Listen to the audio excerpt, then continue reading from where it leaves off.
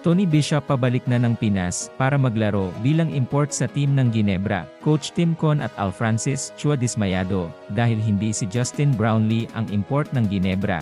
Pero bago natin umpisahan, ay suportahan mo naman ang akong channel.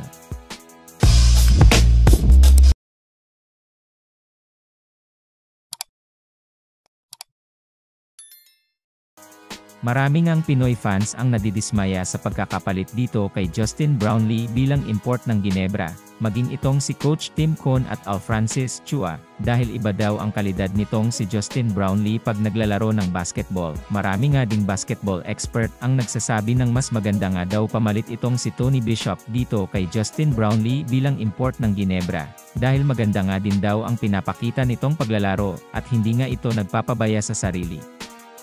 At ito nga daw si Tony Bishop ay kagaya din ni Justin Brownlee na napaka-humble sa bawat game at wala itong sinasayang na sandali, at kahit bakante ito ay patuloy pa din ito sa pag-iinsayo at patuloy pa din ang pagpapaunlad nito ng paglalaro. Ngunit ayon dito kay Coach Tim Con ay si Justin Brownlee pa din ang kanyang best pick bilang import ng Ginebra.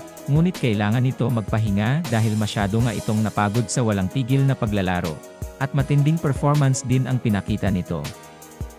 Ayon nga dito kay Alfrancis Chua ay maganda nga din daw pamalit itong si Tony Bishop bilang import ng Ginebra habang inaayos pa nila ang issue patungkol dito kay Justin Brownlee. At pwede naman daw bumalik si Brownlee kahit kailan ito gustuhin, dahil si Justin Brownlee nga lang daw ang best import para sa team ng Ginebra ayon dito kay Alfrancis Chua. Napakadali nga daw ay handle nitong si Brownlee at napaka-humble pa pagdating sa paglalaro ng basketball at talagang maaasahan sa game. Ngayon nga ay kasalukuyang pabalik na ng Pilipinas itong si Tony Bishop upang makapag-insayo kasama ang kanyang mga baging teammates at makapaghanda para sa paparating nilang laban dahil ito ang title defense ng Ginebra. Sa tingin nyo mga kaibigan, kaya ni Tony Bishop na mapantayan ang nagawa nitong si Justin Brownlee sa team ng Ginebra o mahirapan siya dahil title defense ito ng Ginebra? Paki-comment naman ang inyong opinyon. Sana nga ay magtagumpay itong si Kabayan kay Soto na masungkit ang kanyang matagal na niyang pangarap na maging isang NBA player. Patuloy nga nating siyang suportahan sa kanyang mga paparating na laban. Sana nga din ay magtagumpay ang mga Pinoy sa kanilang mga larangan at maiwas sa mga injury at makamit din sana nila ang gintong medalya.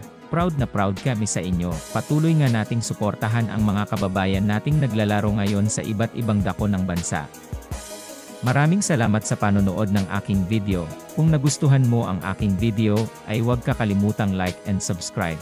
At huwag mo na din kakalimutang pindutin ang notification button upang updated ka sa aking mga video.